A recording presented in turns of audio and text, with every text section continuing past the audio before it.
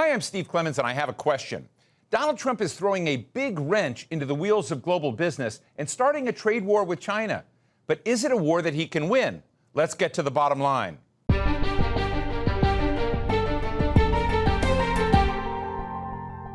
Watching the ups and downs of U.S. President Donald Trump's economic policy is like watching a dramatic reality TV show. One day it's Liberation Day, and the entire world is told to pay steep taxes on goods coming to the United States, goods that Americans actually want to buy. A few days later, surprise, everything's on hold and talks on tariffs begin, at least for most countries. But so far, not China. The U.S. has been imposing sky-high tariffs on Chinese imports to the United States for weeks, and China has been responding with hikes of its own, with the potential to deeply disrupt trade between them and spark inflation or even a recession in the U.S.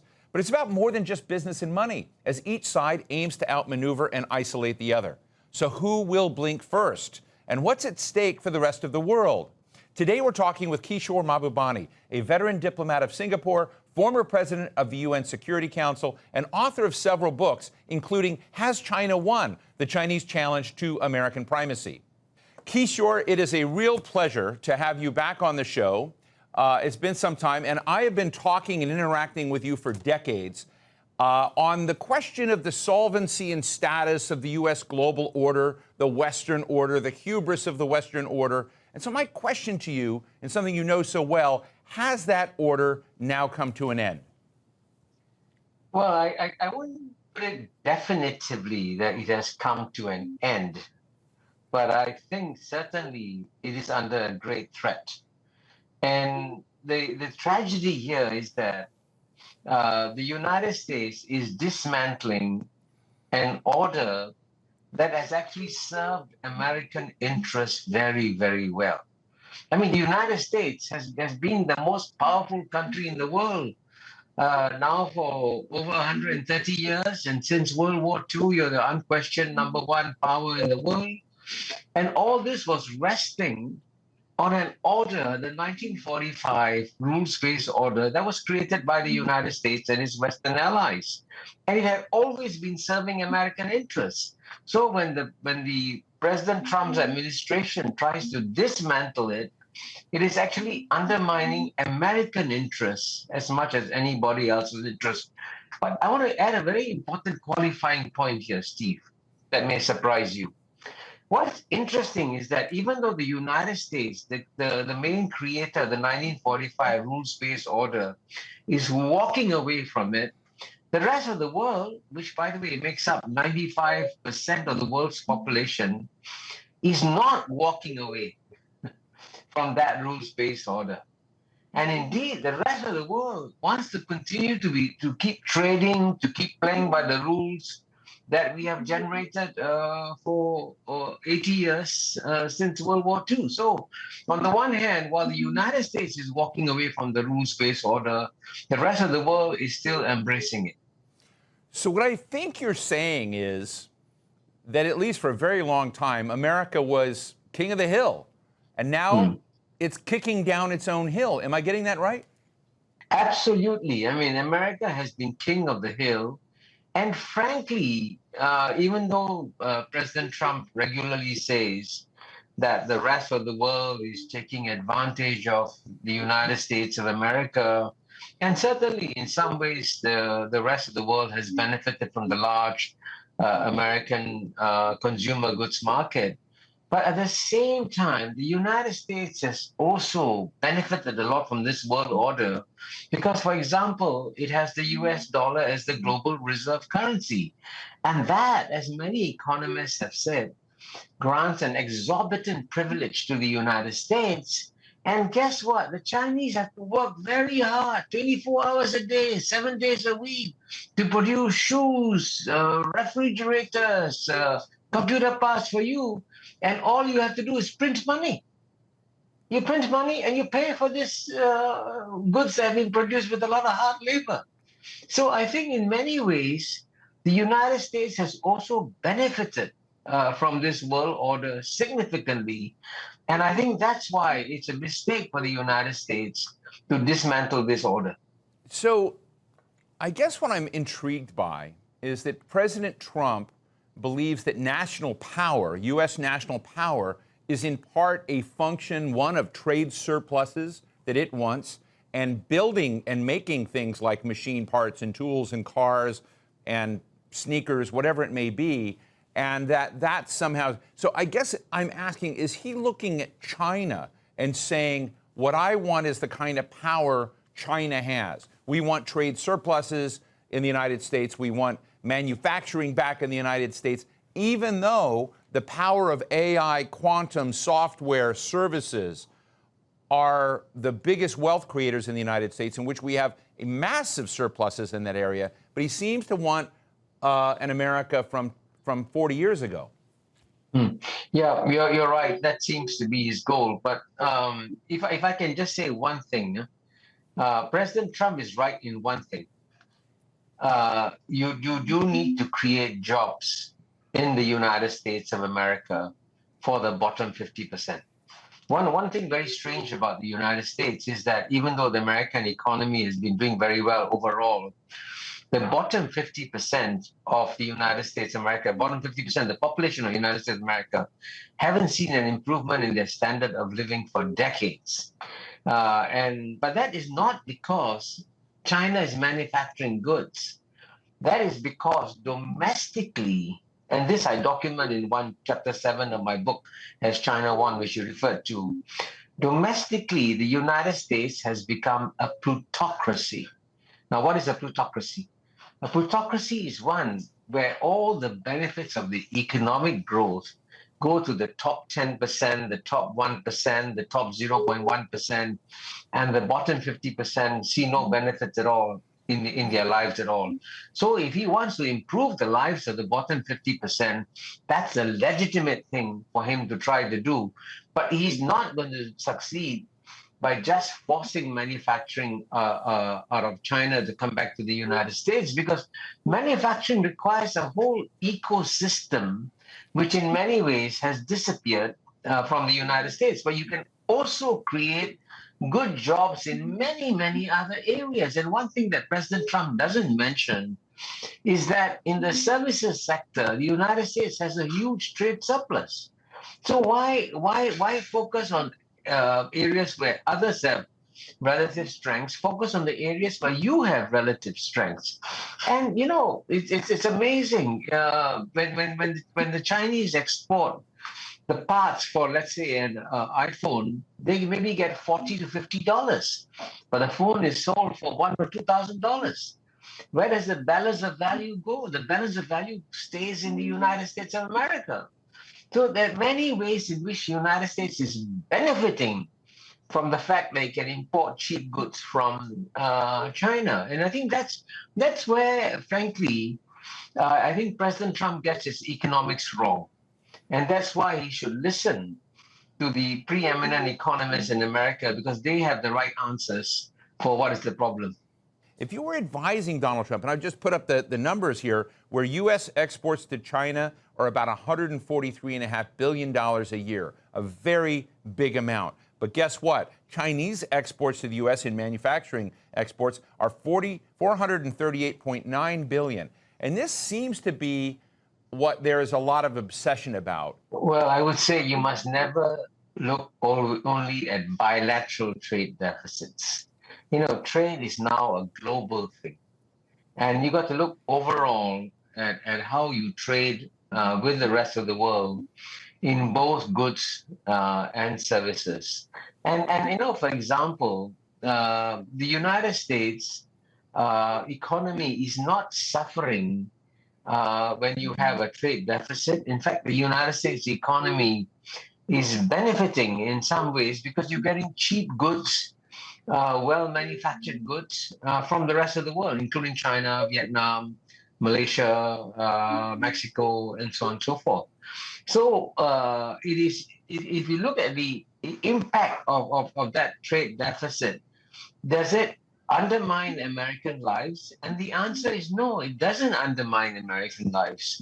In many ways, the United States has not had the problem of inflation because it's been able to get well-manufactured goods at very low cost from China and the rest of the world. So I think it's important to look at the overall big picture, and then see, okay, let me give you one statistic that every American should know. In the year 2000, there was only one other economy that was as big as the United States economy, and that was the joint economy of the European Union. In 2000, they were the same size. Today, the European Union is only two-thirds the size of the United States. And people in Europe are saying, wow, what an amazing economy United States is. It has kept growing. It's become much more powerful than the European Union. And by the way, the European Union manufactures a lot of goods. It exports cars. It exports computer parts. It exports pharmaceuticals. It exports cosmetics. Guess what? Still, the American economy has done much better than the European Union economy. So the Europeans are therefore genuinely puzzled. How is it that the American economy has so outperformed the European Union economy, and yet the United States wants to walk away from a system that has made the United States much more powerful than it has ever been? But let me ask you, I think a lot of countries, you're one of the people who really helped us focus on the rise of the so-called rest. And I'm interested in what the audience watching this exchange between the U.S. and China is thinking. Is America the rogue power right now? Are we the rogue, unpredictable, crazy power that the rest of the world is worried about? And does that give America latitude to do things creatively or more nimbly that it might not have done in an order where a lot of people just said to Donald Trump that we were just getting ripped off being that powerful leader? Well, I'm glad you mentioned the rest, because, you were mentioning your connection now with the national interest. The first ever article that I published with the national interest was in 1992, 33 years ago, and it was called The West and the Rest. And, the West makes up 12% of the world's population. The rest make up 88%, and the Asians make up 55% of the world's population. So what's happening, and you're right to emphasize this, I have been speaking for about 30 years now about how power is shifting away from the West to the rest, especially to Asia. And the 21st century, by the way, will be the Asian century. And I've actually come to realize, somehow discover accidentally, that the rest of the world is psychologically preparing for this Asian century. I gave you one statistic that compared the European Union to United States. Let me give you another statistic that compares the European Union to China. Now, in 1980, the European Union was 10 times bigger than China. 10 times, 1980. But today, they're about the same size, European Union and China. And by 2050, the European Union will be half the size of China. Now, isn't that a massive shift of power, right? The European Union goes from being 10 times bigger to becoming half the size of European Union in 70 years. Now, that's amazing. So that shows you that while we pay a lot of noise to all the short-term developments, the long-term structural changes that I've been speaking about and predicting for 30 years are now being realized. And so all the things I've written about, you can see happening today. Well, let me ask you about another dimension of the U.S.-China competition, because right now President Trump is very actively using tariff policy to punish nations that do business with China, though threatening them that they may lose access to the U.S. market if they continue to engage in robust trade with China, and kind of looking at using this leverage. So rather than using the power of historic alliances and common values, there is a kind of punitiveness in the economic mercantilism of the U.S. right now. There's a punishment. And I'm just wondering, one, do you think Xi Jinping is worried about that? Or is this just a really, is this a strategy that could possibly work, that Donald Trump could actually isolate China in the world? Well, certainly China is not happy that it is going through this trade war. It's something that China would like to avoid, because certainly China will be damaged by this trade war. Its growth will slow down. There'll be less exports, and people's livelihoods will be affected. That's all that's real. But at the same time, you must, whenever you talk about China, you must remember that the time horizon of China is very, very different from the time horizon of American politicians. I mean, from President Trump's point of view, what he's really got to worry about is the November 2026 elections, because if things in the American economy keep going down as they have been going down, it's possible that the Republicans are going to have a very rough time in November 2026. So there is a very short time constraint on American policymakers. Now, in the case of China, and China's been around, as you know, Steve, for 5,000 years, the Chinese think minimally in terms of decade or 2 decades. So they realize that this struggle with the United States will continue for decades. It's not going to be resolved in 1 or 2 years. And so the Chinese are prepared to accept short-term pain for long-term gain. And right now, you notice that as a result of American pressure on many, many countries around the world, more and more countries are saying to themselves, quietly, privately, that, hey, actually, it's much easier to deal with China, which is stable and predictable and rational, than to deal with the United States that can change its tariffs every few days or every few weeks. And so, in that sense, the inconsistencies in American policies are in some ways a gift to China. And actually, I don't see countries walking away from China.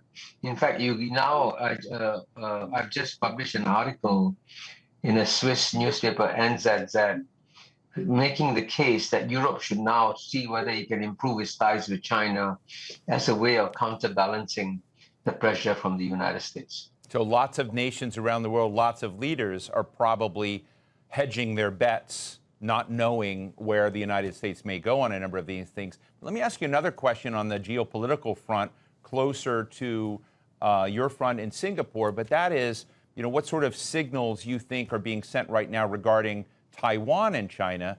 I remember when President Joe Biden had a pretty serious spat with Chinese leaders over what was going to happen with Taiwan, worries that China was beginning to try to change unilaterally the status quo in the Asia Pacific with regards to Taiwan.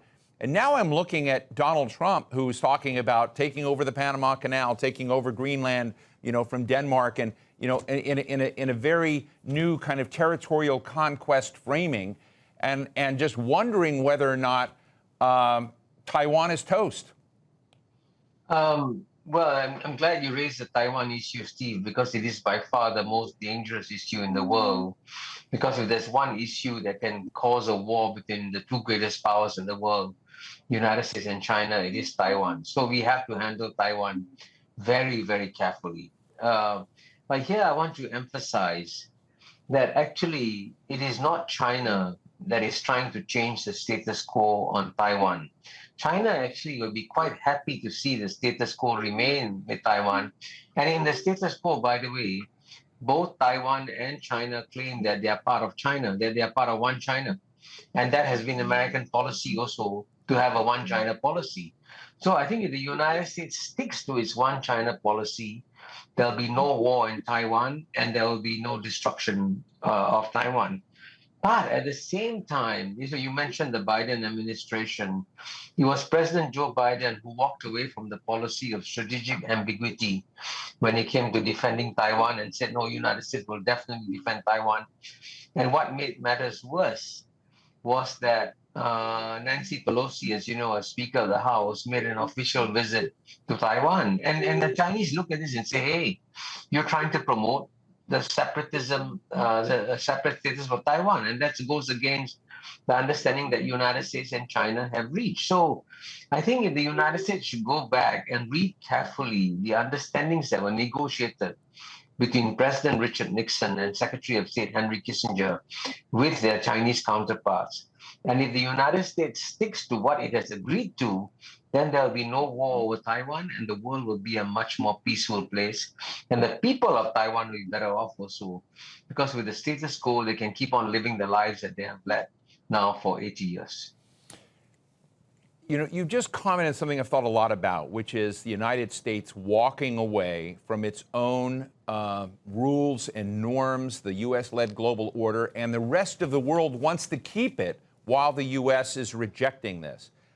If China does emerge, you know, not as the global hegemon, but as a globally powerful stakeholder in this, does it want those global norms and orders? Does the Central, Committee of the Chinese Communist Party want those rules and order? Or is China going to bring a very different, distinctive dimension to that global system? Yeah, well, I emphasized earlier, Steve, that the Chinese are always long-term thinkers. They think long-term when they look forward, and they think long-term when they look backwards. Now, if you look at Chinese history over the past, especially the past 200 years, right? And as you know, the Chinese suffered a century of humiliation from 1842 to 1949. And why did they suffer the century of humiliation? Is because China tried to build walls and cut itself off from the rest of the world and became uncompetitive. Ironically, this is what President Trump is doing now.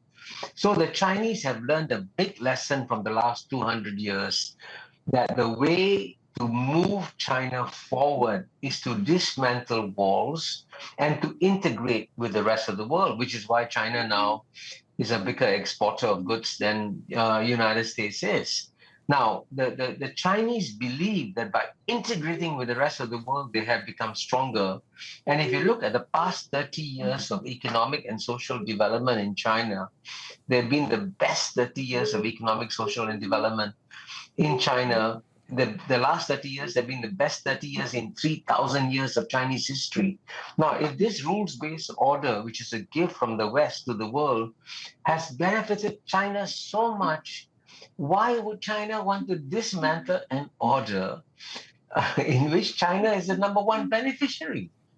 The Chinese are not illogical. The Chinese are not irrational. They'll keep this order because it works for them. And frankly, there's been no better era for Chinese history than what they have experienced over the last 30, 40 years. Well, I just want to tell our audience that Kishore Mahbubani, a Singapore diplomat and geostrategist, is one of the most preeminent thinkers and strategists of our time. So thank you so much, Kishore, for joining us. Thank you for having me, Steve. So what's the bottom line?